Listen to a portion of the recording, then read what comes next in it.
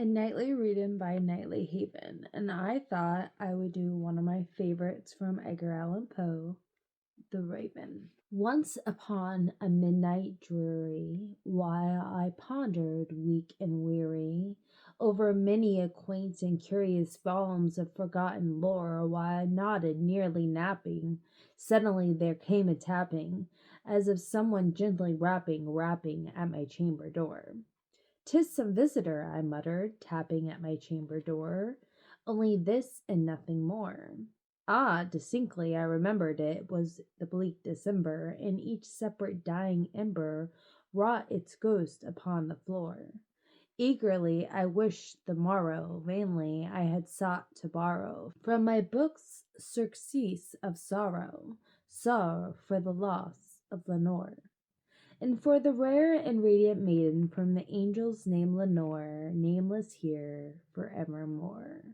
And the silken, sad, uncertain rustling of each purple curtain thrilled me, filled me with the fantastic terrors never felt before, so that now, to still the beating of my heart, I stood repeating, "'Tis some visitor entreating entrance at my chamber door.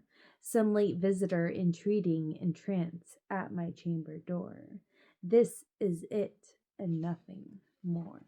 But the raven still beguiling all my sad soul into smiling, straight I wheeled a cushioned seat in front of the bird and burst in door. Then upon the velvet sinking, I betook myself to linking fancy unto fancy, thinking what this ominous bird of yore, what this grim, ungainly, ghastly, gaunt, and ominous bird of yore meant in croaking nevermore. This I set engaged in guessing, but no syllable expressing to the fowls whose fiery eyes now burned into my bosom's core. This and more I set divining, with my head at ease reclining on the cushion's velvet lining that the lamplight gloated o'er, but whose velvet violet lining with the lamplight gloating o'er she shall pass, nevermore. Then methought an air grew denser, perfume from an unseen censer, swung by seraphim whose footfalls tinkled on the tufted floor. "Wretch," I cried, "that God hath lent thee, by these angels he hath sent thee, respite, nepenthe, from my memories of Lenore. Quaff, oh quaff this kind a nepenthe, and forget this lost Lenore." Quoth the raven, "Never more."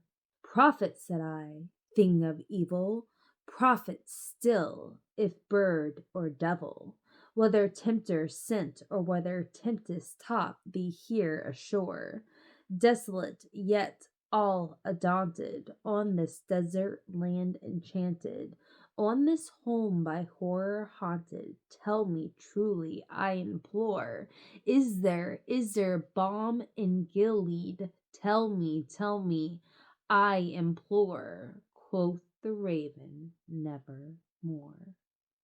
"Prophet," said I, "thing of evil, prophet still, if bird or devil, by the heaven that bends above us, by that God we both adore. Tell this soul with sorrow laden, if, within the distant Eden, it shall clasp a sainted maiden whom the angels name Lenore. Clasp a rare and radiant maiden whom the angels name Lenore." Quoth the raven, "Never more." "Be that word our sign of parting, bird or fiend," I shrieked, upstarting. "Get thee back into the tempest and the night, Plutonian ashore. Leave no black plume as a token of that lie thy soul hath spoken. Leave my loneliness unbroken. Quit the bust above my door. Take thy beak from out my heart, and take thy form from off my door." Quoth the raven, "Never more."